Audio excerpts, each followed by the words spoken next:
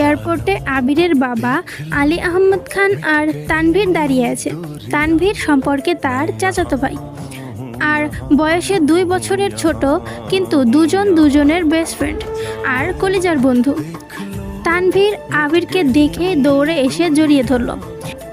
এই 7 বছরে একবারের জন্য বাড়ি ফেরেনি আবির, তবে প্রতিনিয়ত কথা হয় আবির আর তানভীরের। আবির তার আব্বুকে সালাম করে জড়িয়ে ধরে, তারপর বাড়ি ফিরে 3 জন। বাড়িতে যেন হই হই রই রই ব্যাপার হবে নাই বা কেন। বাড়ির বড় ছেলে এত বছর পর বাড়ি ফিরছে। রান্নাঘরে বাহারি রকমের রান্নার ধুম পড়েছেন মা চাচিদের। হঠাৎ দরজায় আবিরকে দেখে সবার মধ্যে হইচই শুরু হয়ে গেল। আবিরের আম্মু দৌড়ে এসে জড়িয়ে ধরল ছেলেকে। আবেগাপ্লুপ্ত হয়ে মাকে জড়িয়ে ধরল আবির। মমতাময়ী মাকে সেই 7 বছর আগে ছুঁয়েছিল। আজ এত বছর পর মায়ের ছোঁয়া পেল আবির। মা চাচিদের সালাম করলো। সোফায় বসিয়ে ছেলেকে একের পর এক শরবত নাস্তা দিতে ব্যস্ত সবাই। এরই মধ্যে উদয় হলো মিম আর আদির। মিমের বয়স 14 বছর, তার ছোট ভাই আদির বয়স মাত্র 10 বছর। আদি এই বাড়ির সবচেয়ে ছোট।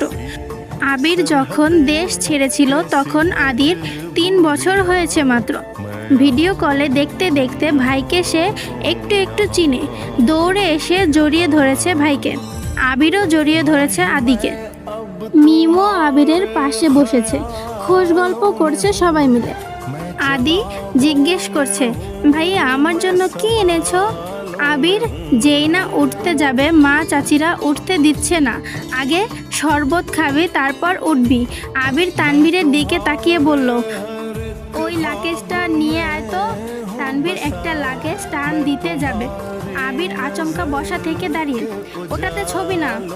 তানভীর সহ বাড়ির সকলেই যেন অবাক হয়ে গেল।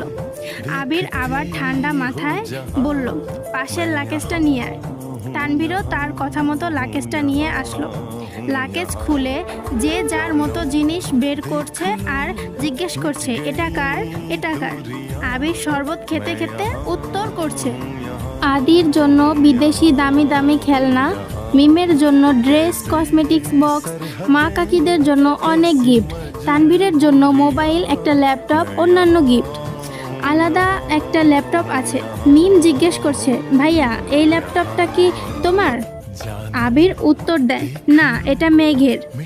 হ্যালো, আসসালামু আলাইকুম এভরিওয়ান, আমি মেহের আফরোজ। আপনারা আমার কণ্ঠে শুনছেন আমৃত্যু ভালোবাসি তোকে উপন্যাসের পার্ট 2, লেখিকা সালমা চৌধুরী। তো নেক্সট পার্টের জন্য লাইক করে দিবেন। আল্লাহ হাফেজ।